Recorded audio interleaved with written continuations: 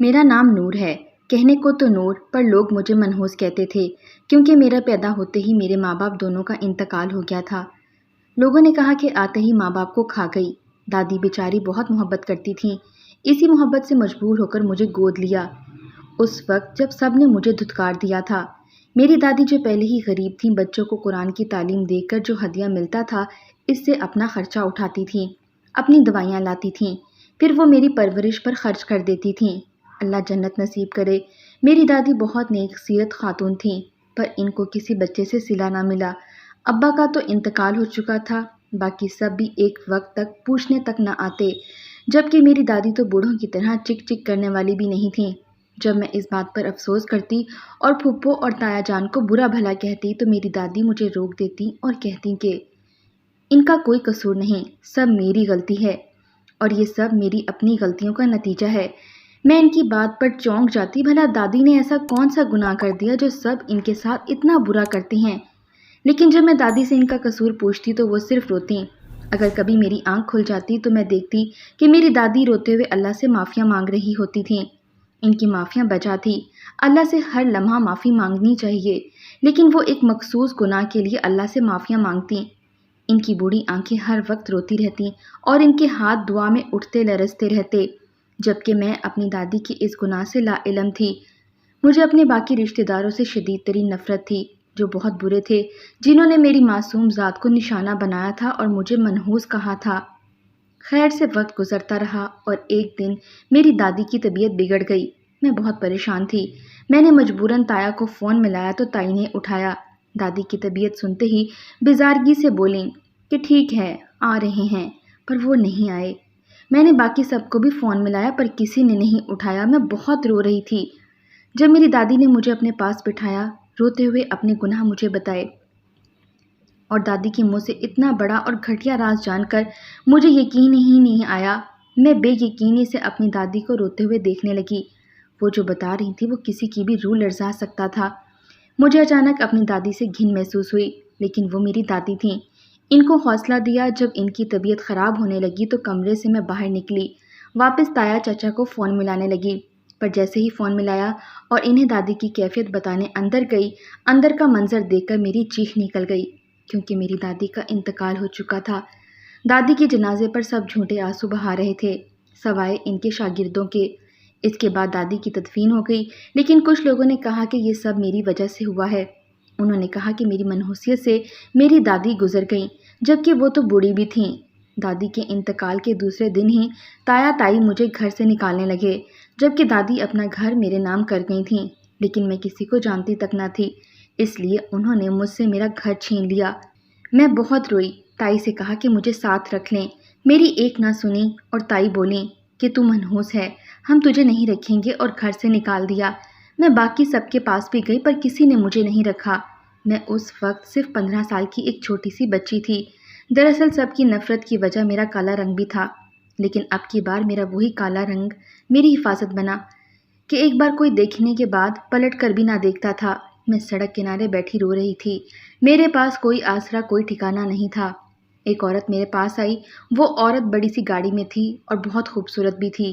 میں پل بھر کو اسے دیکھ کر ڈر گئی، کیونکہ دادی نے ایسے بہت سے قصے سنا رکھے تھے جس میں لڑکی کو بیچ دیا جاتا ہے، لیکن میرے پاس کوئی دوسرا راستہ بھی نہ تھا، کیونکہ میں بے یار و مددگار پڑی تھی۔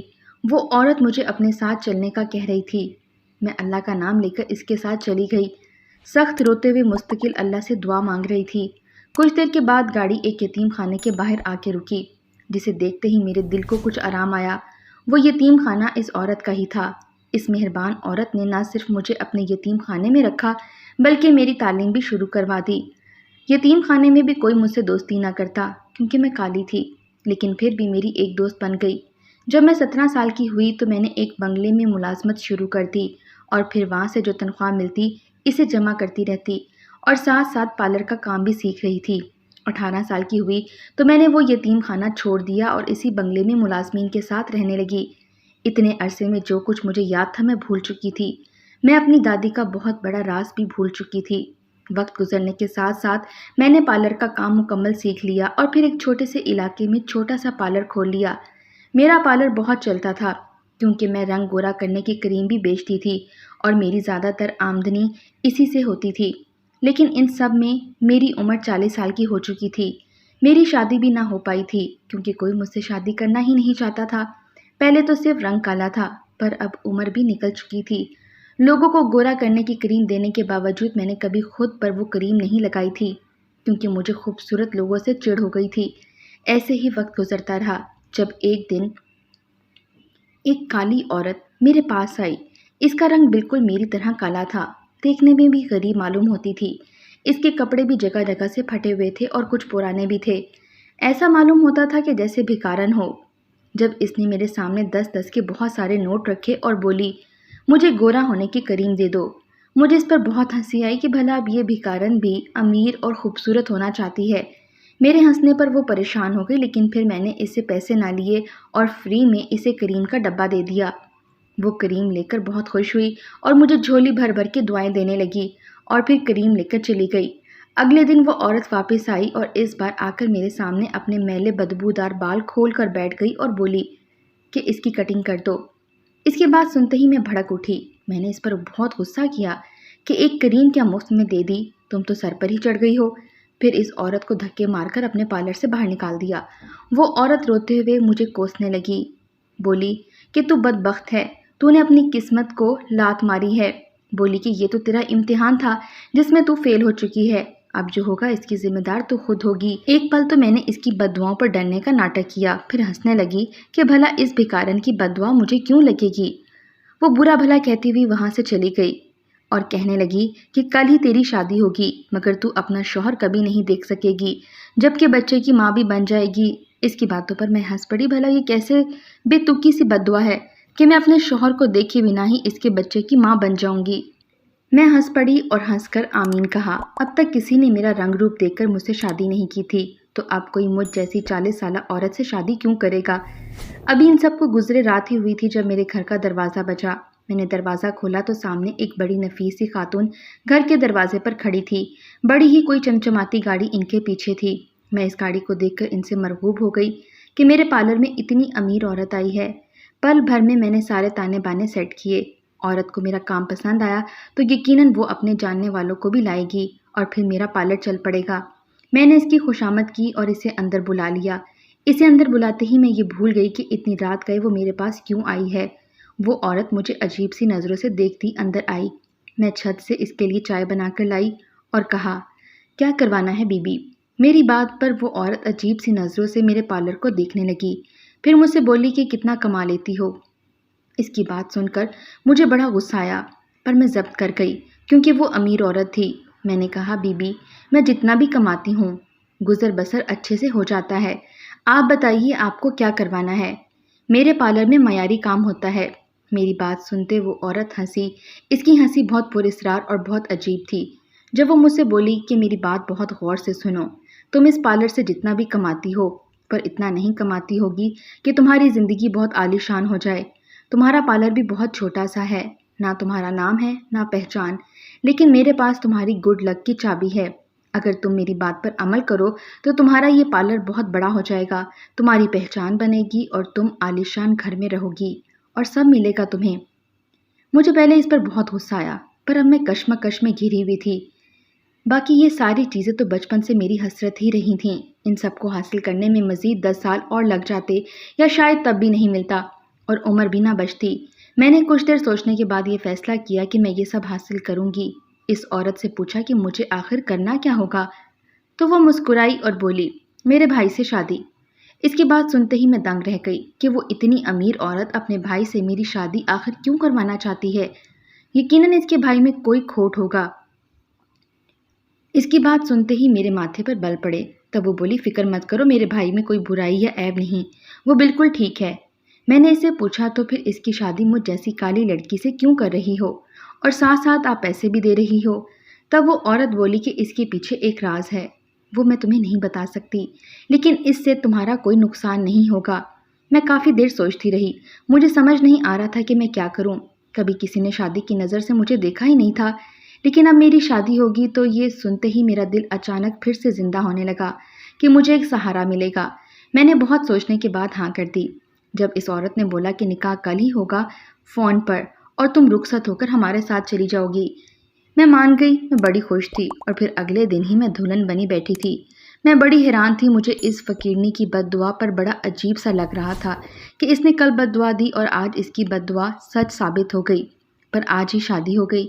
میں بڑا ہنسی کہ اس فقیرنی کو شاید پتہ ہی نہیں تھا کہ وہ مجھے بد دعا کی جگہ دعا دے کر چلی گئی ہے، لیکن میں اس کی آدھی اور بری بد دعا تو بھول ہی گئی تھی کہ میں اپنے شوہر کو کبھی نہیں دیکھ سکوں گی۔ میں رخصت ہو گئی، رخصت ہو کر سسرال گئی تو میری نند نے مجھے ایک عالی شان کمرے میں بٹھا دیا اور مجھ سے باتیں کرنے لگی۔ کچھ دیر کے بعد وہ کہنے لگی کہ میں واش روم سے فریش ہو کر آتی ہوں، اور وہ واش روم میں چلی گئی۔ میں اسے حیرت سے دیکھنے لگی۔ جب میری نند نے مجھ سے کہا کہ تم بھی فریش ہو کر آ جاؤ، میں نے بے یقینی سے اسے دیکھا اور کہا کہ آپ کے بھائی نہیں آئیں گے؟ تب وہ مسکرائی اور مجھ سے بولی کہ ہمارے خاندان میں رواج ہے کہ جب تک پہلی اولاد نہیں ہو جاتی لڑکی اپنی نند کے ساتھ ہی رہتی ہے۔ اس کی بات سنتے ہی میری سانس بری طرح سے اٹک گئی کہ یہ کیا ہے، آخر ایسے کیسے ممکن ہے؟ جب میری نند بولی کہ پریشان نہ ہو، یہ ہمارا بہت پرانا رواج ہے۔ میں نے اپنی نند سے کہا کہ اگر شوہر کے ساتھ رہوں گی نہیں تو اولاد کیسے ہوگی؟ میری بات پر نند بولی اولاد تو اللہ کی دین ہے، ہو جائے گی، اور پھر میری ایک نہ سنی۔ میں بڑی پریشان تھی لیکن مجبور بھی تھی۔ اگلے دن میری نند نے مجھے خوشی سے بہت سارے پیسے دیے اور پھر اپنی نند کے ساتھ میں رہنے لگی، اور میری نہ تو میرے شوہر سے ملاقات ہوئی اور نہ ہی میں نے اسے دیکھا۔ وعدے کے مطابق میرا بڑا سارا پارلر بھی کھلوا دیا گیا، مجھے گاڑی لے کر دی گئی۔ میں بڑی خوش تھی لیکن پریشان تھی۔ دن تیزی سے گزرنے لگے۔